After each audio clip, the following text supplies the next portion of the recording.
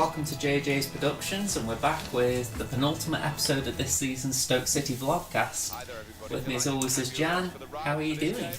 I'm fine and dandy, thank you. Wow! What a game. You know, I think it's a definition of a game of two halves. Don't be so ridiculous. It was a fantastic match, and I can't fault anybody. Tom Edwards, he played his heart out whenever he went off. About 70-minute mark. About 70 minutes, he played his heart out. And I've got to praise McLean. Yeah, and I think Sam Clucas did well in the second half. But what I find interesting, which is why I led with that, by all accounts, the first half was the worst we've had. So, you know, it's a case of how is it that we had such a poor first half, yet arguably our best half of the season in the second half. It's amazing how there was such a contrast. Yeah, I mean, Liam Lawrence commented after the match about McLean, and he says he run himself ragged for 90 minutes and he deserved to be in the team, and I do believe that he did have a really good game. I mean, I think that's what Stoke supporters want. You know, as much as we want winning football, which, you know, I think is important, obviously, but I think if the players show a desire to work hard to try and win the ball and to make something with the ball, do something with the ball, they'll get behind them. It's when there's a lack of eagerness to do anything. You know, they're not pressing, they're not pushing forward. You know, that's when there's frustration. Well, I don't know what Nathan Jones said at half time, but whatever he said, it worked. I mean, he was asked it full time, and I'm sure he came out with a mundane line about let's just do what we said we were going to do to begin with. And I think, really? That's all you said? Well, wherever he said it worked, and you keep saying it, Nathan. I mean, yeah, if that is what he said, by all means, carry on. But if that's the case, then I think the question is, why didn't he do it in the first place? Yeah, exactly. Although, when I think about it, he did come out with another line, which is, I think in the first half we showed him too much respect. And I think maybe that's true of Norwich, but what's the reasoning behind showing too much respect supposedly to, say, Rotherham, you know, who I'm not being disrespectful to, but both games this season we've been outplayed or outperformed by them. So, you know, I think it works when you're playing Norwich, but I'm not sure what the reasoning would be in these lesser games. Well, I said in my last vlog, I said they play better against the top teams than they do the bottom. It's a bit of a cliche by now. Yeah, and they do. They must just let the guard down against the lower teams, and the top teams, they up the game.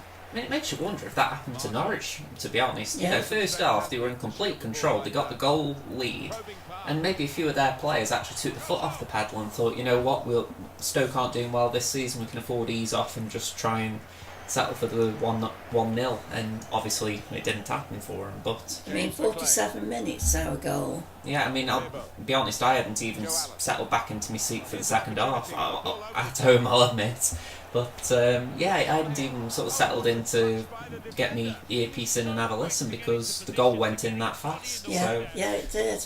And good on Ashley Williams for his header, you know. And Tibble for Linden for the crossing for the corner. So, you know, I feel like it's got to be praised. A youth player contributing as well, because Tom Edwards rightfully has got the praise for his goal, but Tibble for Linden did well when he played. I'm just glad he brought another youngster on with Linden. And just add, as well, you know, if we're talking about youngsters, obviously Nathan Collins came on. Yeah. So, another one in the mix. What I would also like to say is Tom Ince made his comeback, but he also got good reviews when he came back on, which I think, you know, there are a lot of players who've had stick this season, and the one who I felt most sorry for is Tom Ince, because I think he's the one who struggled the most with Nathan Jones coming in, not necessarily, you know, because of his ability, but I think maybe Jones asks him different things than maybe Rowett would have. So I think he's had a lot more stick than he deserved this second half of the season. You know, especially considering first half I thought he was our player of the season. Yeah, I did. So, you know, I think if he can have a pre-season under Jones, I think Ince could be a really good player for us next year. But I do hope he stays, actually. Yeah, I mean, even if he isn't a regular, I think he's definitely got something to contribute. I think when he first come, what put me off was the whole thing with his father. Yeah.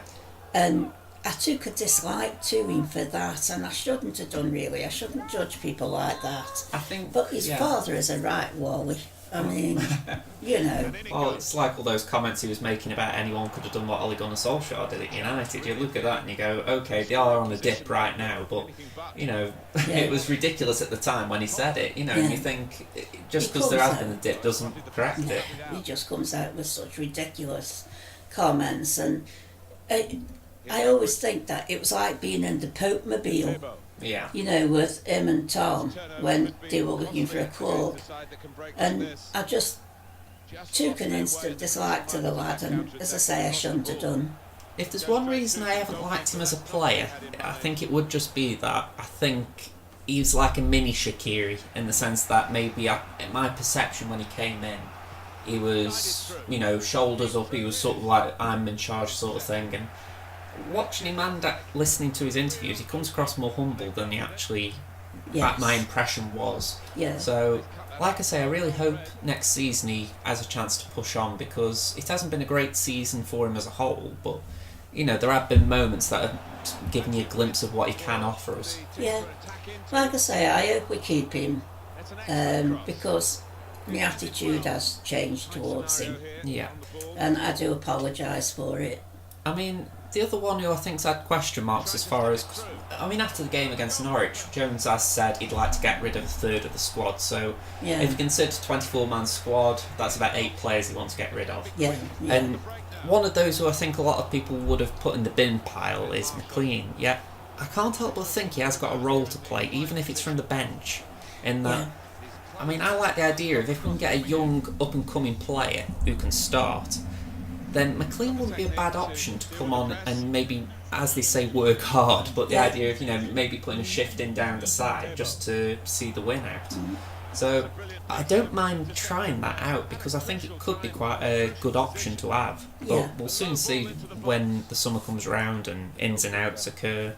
I mean, even the fans sort of warmed to him on Saturday. Yeah. Well, according to Liam Lawrence, they did. I mean, I do think there needs to be an overall, if we're talking about those who are here now, so they're not on loan and they haven't already been exiled, essentially, there are still a number who need to go. I mean, Malm Juice won, you've got Ashley Williams who will return, well, he won't return to Everton, but he will end his loan. So you're looking at it and you think, there are 1 or 2 naturally will probably go. Yeah. But I think then you've got to whittle it down further and say, right, who hasn't got a future here? And I think for some it'll be harsh. I mean, Ryan Woods is one who I feel sorry for in the sense that he hasn't really... I wouldn't say he hasn't had a chance under Jones, but I can't help but think how the first half of the season he was like the pivotal part of the team. Well, he was captain, wasn't he? Exactly, and then second half he hasn't got a look in, so it makes me wonder if something's gone on behind the scenes, like maybe he rubbed Ryan Shawcross up the wrong way, and because there was that with the captaincy, maybe Ryan didn't particularly appreciate being demoted essentially on the sly. But I don't know exactly what has gone wrong, so I feel sorry for Ryan Woods, but if he isn't playing well, then it's a case of, well, what can you do, I do hope, though, that Ryan Shawcross stays. I would like him to end his career with us. I mean, earlier in the season, and a little bit in the mid-season, to be fair, I was saying that I do believe Ryan probably is at the end of his career and maybe he might want to look for a different challenge. Yeah. But these last few months with Danny Bart, he has shown that maybe there is a little bit of a renaissance coming. Yeah. So I don't necessarily believe that he's got a long-term future here, in the sense that he's going to be the first team regular. I think he could be like Phil Jagielka at Everton, though, in the sense of club captain, still on the bench, but maybe only making the odd appearance here and there. I think he might have another season in him. Yeah, I think as a starter he's got another season in him. Yeah. I think after that, we should start giving Nathan Collins and even Harry Souttar just chances with Ryan or with Bart. Yeah. Even if you just argue, okay, we're just swapping it out to keep Ryan fresh, you know. But you'll see what the partnership is like. Yeah, because you never know. One of those two could come in and actually outperform Ryan. And I think if that spurred Ryan on to keep his performance levels high, it's better for the club. So I would hope that is the plan next season. Bart's the mainstay of the defence, but then the other centre-half is mostly Ryan, but is up for grabs with Harry or Nathan if they perform well. Well, I'm going to do my stats now, because I do want to talk about Millwall. They've won 10, they've drawn 13, and they've lost 19. They're currently in 21st place on 43 points. Their top scorer is Lee Gregory on 10 and Jed Wallace on 6. So for Lee Gregory be on 10, then looks as if he's had a good season. Well, when you consider Benicophobia's on 8 or 9, I'll admit I keep losing track of that, but he certainly hasn't hit double figures. No, so, he hasn't. Yeah. And I don't hide the fact that I'm sorry, Millwall, but I don't like you as a club. I mean, I've got to admit, since that incident with the Stoke Under-23s and Port Vale match, I have had a little bit more sympathy for Millwall, just for the fact that I think it does show, just from our own club, that you do have a minority that can be very vocal and present, and it can cause trouble. Yeah. So, like I say, I've got more sympathy than I had before, because it made me realise maybe not everyone at a club is a bad egg. Yeah. But equally, I think the fact that it does happen repeatedly with Millwall is a sign that maybe there are more bad eggs than, you know. I mean, I'm going back to, years ago, and the Millwall fans then were absolutely disgusting. And they used to buy Stoke scarves and come onto the Stoke booth end, and there they would cause havoc.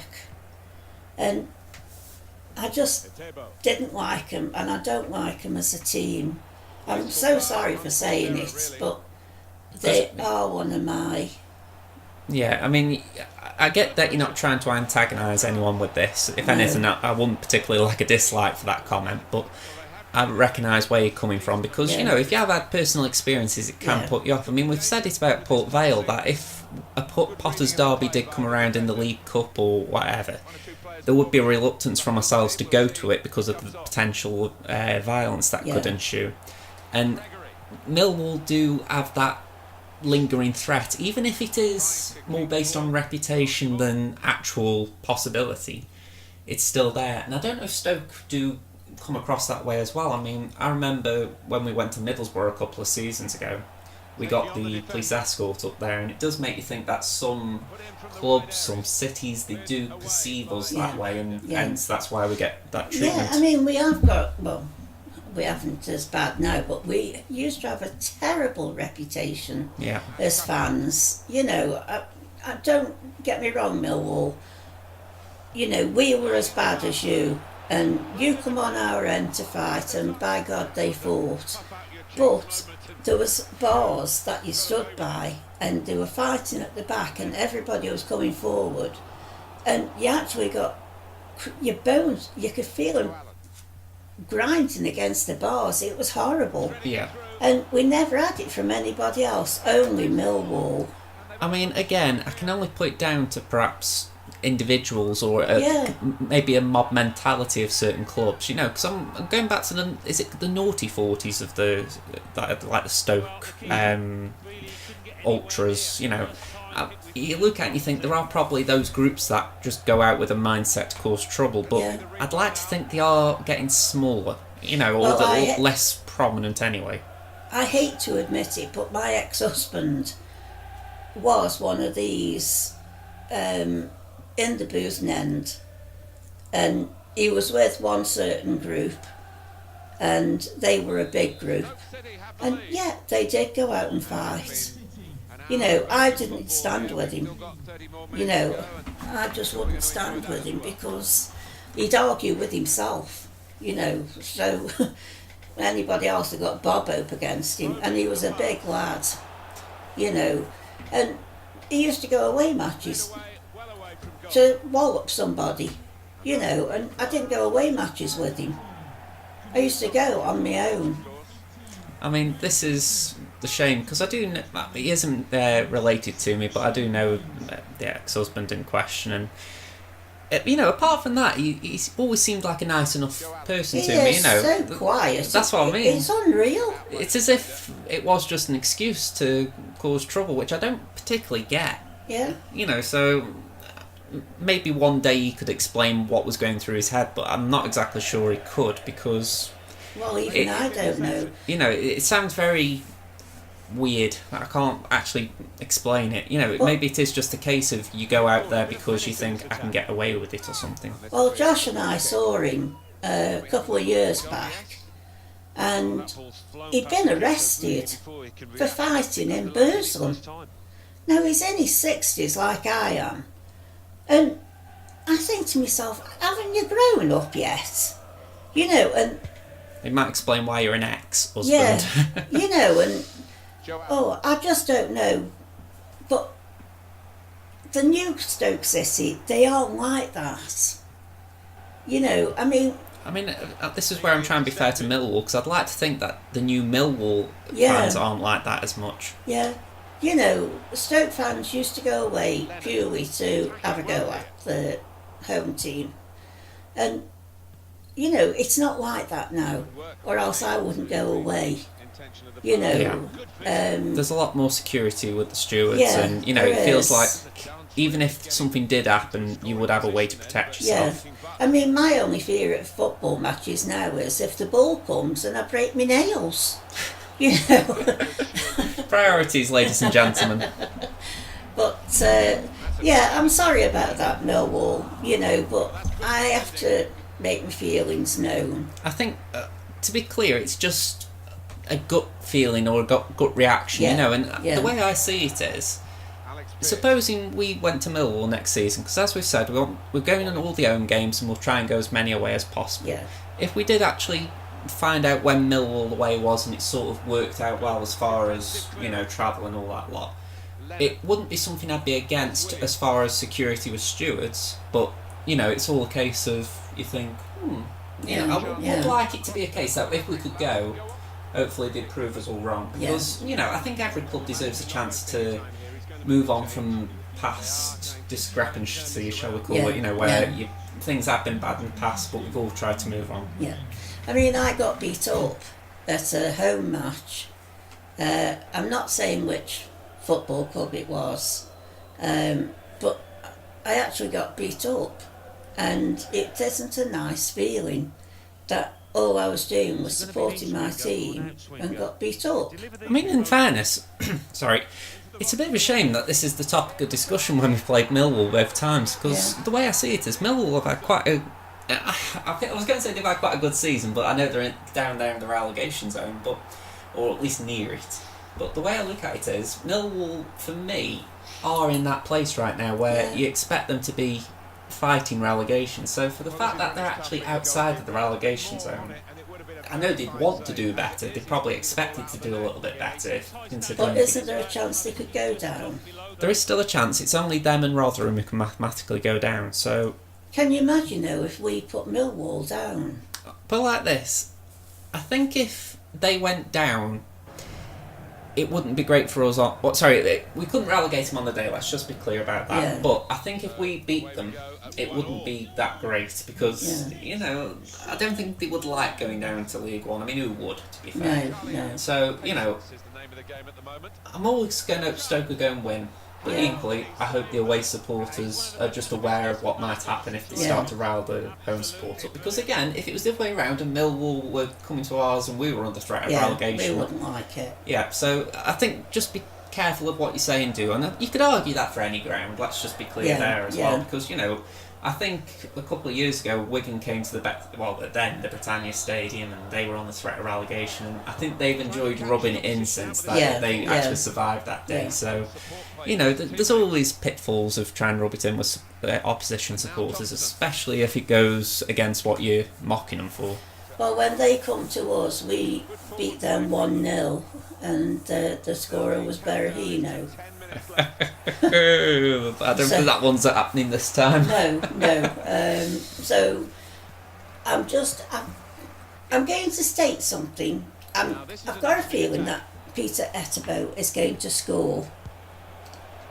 I'm going to say that he's going to put one in the net for us. That's interesting. I'll be honest, I'd like it if Thibault de Linden started again, because I think I know he came off second half, but I think he was doing quite good in that second half before he came off. There was quite a bit of surprise when it happened. And for me personally, I'd like him to stay on, keep his start, let Tom Ince just rebuild his fitness from the bench. And I'd hope he could get an involvement in a goal, because I think what Benicophobia is lacking at the moment is service. And you think maybe Verlinden's the sort who can thread balls into him. Yeah. So, I mean, it's all speculative, we've got no idea really, but I would hope that that's what's going to happen, because I think Afobe, he's not had a good season, there's no two ways about it, but I would like it if he could finish close to a high. At least getting rolling for next season, because it's highly unlikely we will sell him. So I'd like him to get his boots ready for next year, to be fair. I couldn't understand why Vokes was on the bench. I was surprised that he didn't come on. Yeah. I thought he might have made an appearance off the bench, but I'm guessing, again, we're just resting him and allowing his injury to recover a little. But very peculiar, I do agree there. Yeah. Especially after starting him at Borough. Well, that's it, I thought he would definitely play, and I was surprised when he wasn't, when he wasn't in the team. I mean, I think this is where, between Vokes and Afobe, they do offer different things. Vokes is the target man compared to Afobe, who is arguably the more mobile of the two. I say arguably because sometimes you watch him and you wouldn't believe it. So I think that might be what Jones is doing at the moment. He's picking and choosing what game plan to go for, and perhaps Vokes will start the next game against Millwall because they have got an aerial threat. So, or at least I believe they do. Millwall fans, feel free to contradict me if you're listening. But like this, I'll be worried at set pieces. So I think to myself, maybe Vokes is there to be a defensive option as well as an offensive option if we play long ball. So let's see how it goes, eh? Yeah. And leading into that, what's your prediction for the game? I've gone 1-0, and as I say, with Etebo scoring. I think I'll match you there. I'll go for 1-0 just for the fact that I think Millwall are down there. I don't think that it makes it anywhere near a guarantee we'll win, because we didn't beat Rotherham, who were placed below them. But I think maybe we've just got a shot of actually, scraping it. What I would hope is, whatever happens, it's just a peaceful game. I'm like that for a lot of games, I know, but peaceful is the priority here, I think. Yeah. But yeah, that pretty much wraps it up for this week's episode. I mean, I'm glad that we're nearly at the end. We've got Sheffield United next week, and I'm quite happy to be wrapping up this season's vlogcast. We will be doing it next year, obviously, or next season. But it's been a slog, hasn't it, last month or two? I mean, the next vlog, we're going to do a season review sort of thing. We will preview Sheffield United a little, but it will be a season review as well. Yeah. And there we would like some of your comments. Obviously, some of you are going to disagree with what me and Josh have got to say, but we would like to hear what you have got to say. Yeah, I mean, comments are the lifeblood of the channel, so if you have got a viewpoint, positive or negative on what we say, leave a comment. Yeah. You haven't muted your phone right up until this last second as well. Sorry. It was me watch, actually. Ooh. Okay, so thank you very much for listening, everyone. Like the video if you enjoyed it, subscribe if you haven't already, and we'll be back next week with the Sheffield game. So until then, folks, bye for now. Enjoy the game, folks. Stay safe. Bye.